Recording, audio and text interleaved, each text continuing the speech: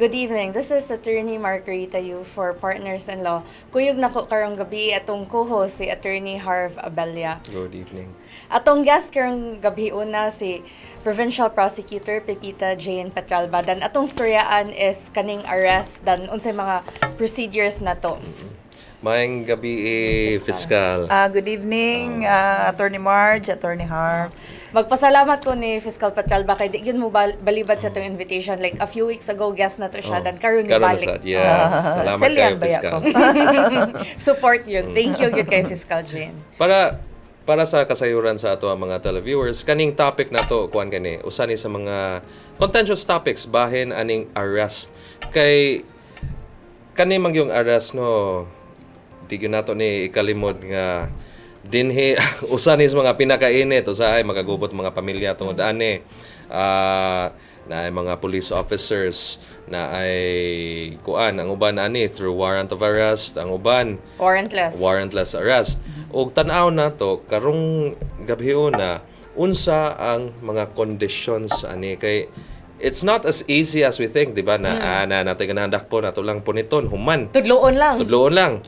Pero naani siya yung mga requisitos, so naasa ni siya yung mga consequences o ang procedure nato. So, karong for this evening na man si Fiscal mo tubag ni siya sa ato ang mga pangutana bahin i-clarify niya kay daghan man arrest. kay interpretation Yes. di ba? Ang pinaka-common na perception sa tao na ay nadakpan. Nadakpan. Let's say, for example, kaya mga ginagmayang kaso, naghantak, nadakpan, nagtari, dakpan. Nadakpan sa police, gidetain, unya, ang pangutana, kung nadakpan na siya alas 6, unya, naamantay balaod good na we can only detain a person kung police officer ta, or let's say, we are empowered by law na naata makadetain tag tao, no? Kung unsa kadugaya nato ma-detain sila before ta makiha o kaning arbitrary detention or illegal detention kinaaman tay set number of hours good. So let's say mga ginagmayng kaso, ang ato ang basis ani ang Article 125 man sa Republic kaning revised penal code. Now Fiscal, unsa man gyud sakto na practice aning madakpan, let's say, beyond office hours na sa korte o sa prosecutor's office. Let's say, work week. Nadakpan siya 6 p.m. at 6 p.m. after office hours na. If you allow me, Attorney Harve, akong i-plastar daan Sige, ang atong legal basis, which is nasa atong revised penal code nga depende sa crime nga na-commit, lain-lain og oras nga pwedeng itanggong no ang suspect no or accused. So kung kadtong ang iyang penalty is mubo no mo nang 12 hours.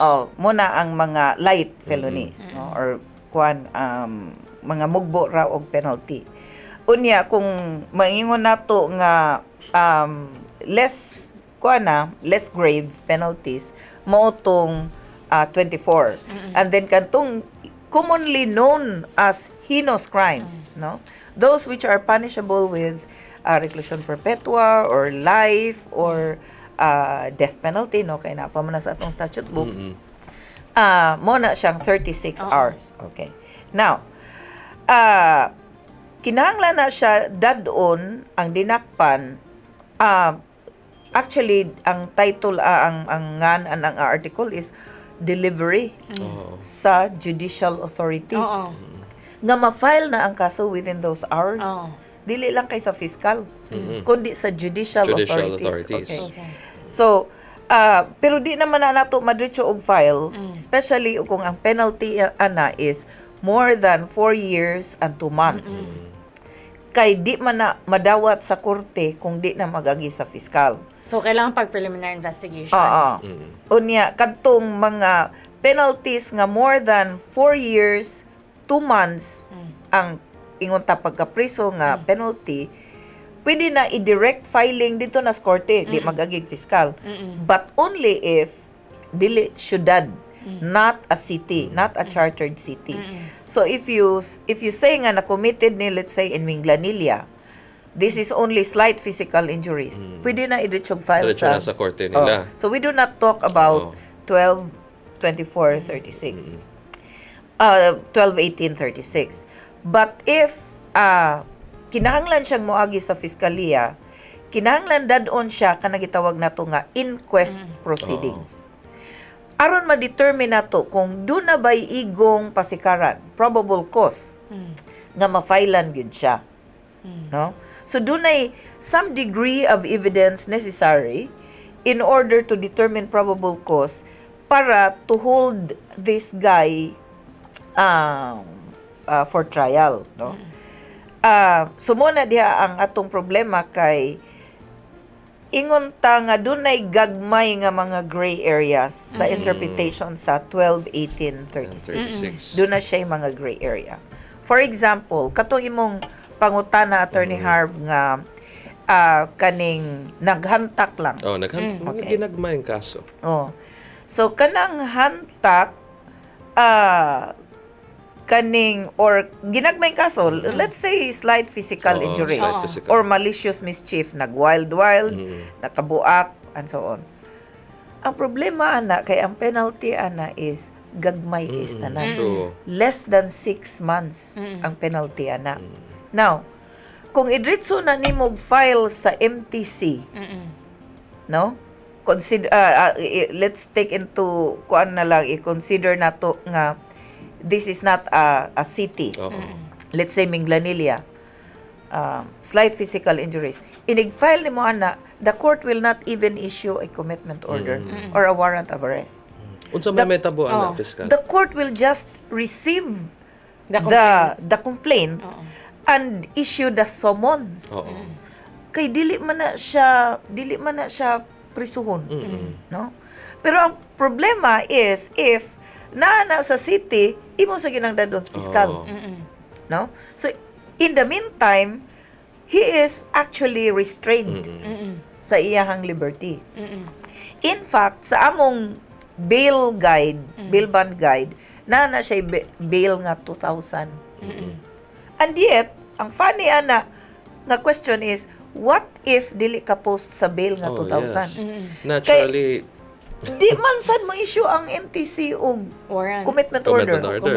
See? So ang ending is after the filing, mahog ra gyapon ang buyan kay summons ra may summons lang ilahang i-issue sa korte. sa court. Kay below 6 months man ang penalty. So mo na siya ang usa ka gray area, no? Kaning more than nga sa ato pa nagyud dagkong bail, unya mo na din nga unsay interpretation karon sa 18 og 36 or even sa 12, no? Unsay interpretation ana niya. So kita ang balaod, the only authority nga mo interpret sa balaod ang Supreme Court ra man gyud. So the Supreme Court interpreted Article 1 to 5 in a string of cases, decisions, no? So, ang maingon nato nga landmark decisions morning Chief of Police versus Ayo, which we all know and even first year law students know, no?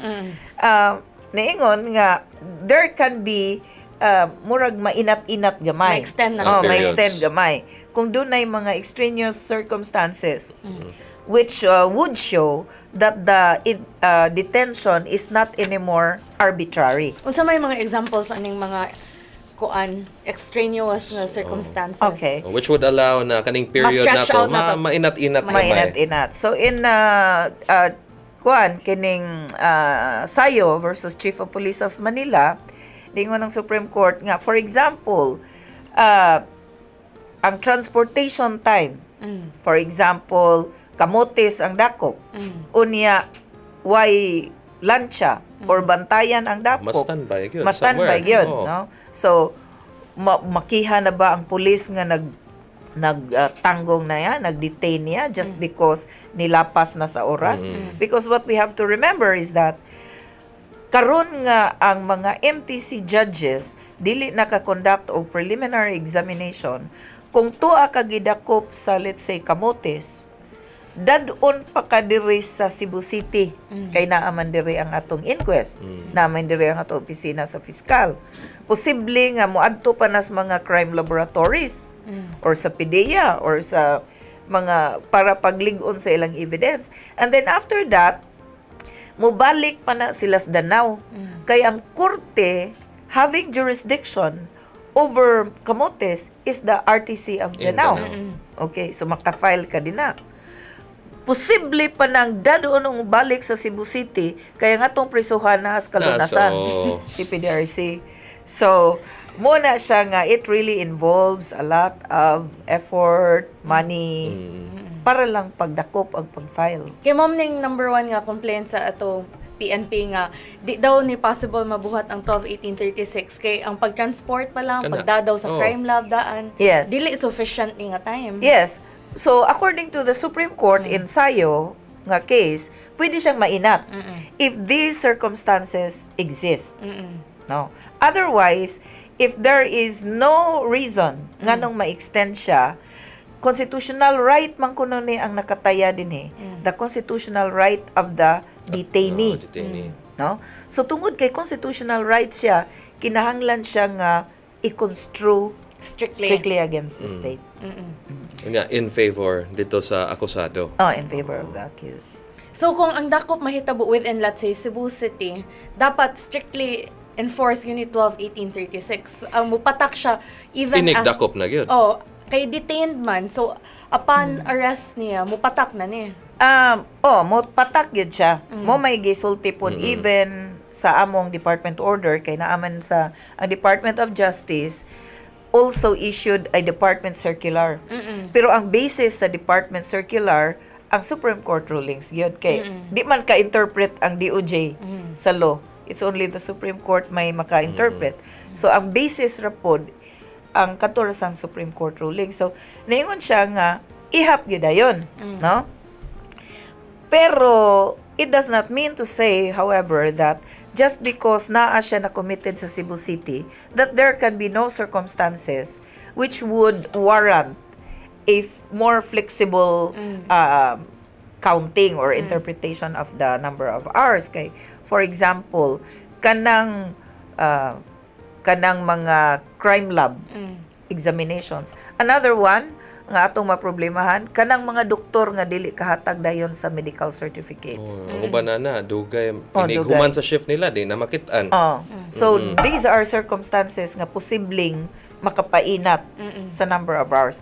Ang ato lang timanan is nga kani nga law, although gitawag ni siya delay in the delivery of kaning detainees to judicial authorities, nasakop na siya sa generic nga term nga arbitrary detention. No? Strictly speaking, arbitrary detention is 1 to 4, pero generically ma-include siya. So the thing is that dunay posibilidad nga if dili gituyo or dili malicious, good faith, walay arbitrariness, gyud ang pag-detain, posible siya nga ma-stretch out. Ma-stretch.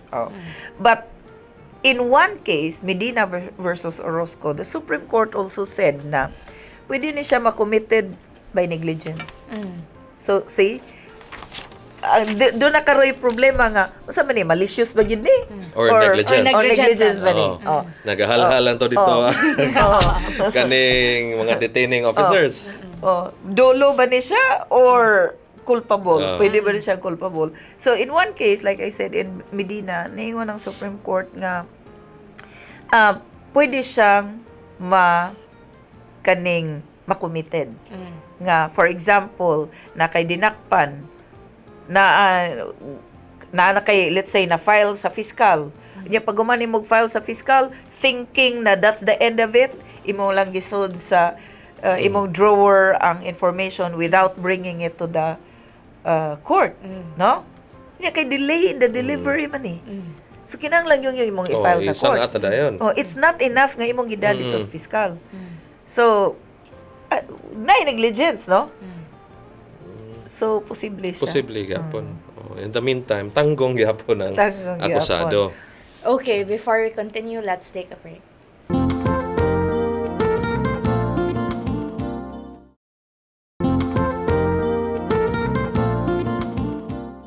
And we're back. Ganina nagstorya ta bahin aning mga intricacies no sa arrest. Unya karon na atay ko na usa ni sa mga issue regarding arrest. Kasagaran sa mga tao magtuon ay nanakasayon ba na kay gitudlop nawag kas pulis. Ni respondi ang pulis. Respondi pulis. Sige, dakop, kuridas, surot. Igabot sa pulis, tudloon lang nimo ipadakop, di ba? Padakop. Now, in reality, Fiscal, how really true is that perception? Can that be done? Well, there are, reports and even cases filed, no, for violations of kaning mga inaaning gisulti, no. So, I cannot say really if this is happening and how often these things are happening, but we can hear that really there are cases being filed alleging that these things are being committed. As to the truth of all these allegations, I cannot say for sure. But, wa may imposible yung tingali, no? Doon na yung mga posible sad. No? But anyway, kining doon na manggutay arrest nga on the basis of a court order. Yes. Doon na sa tay arrest nga kanang gitawag natog warrantless arrest, no? So kaning atong gihisgutan karon arita sa warrantless arrest.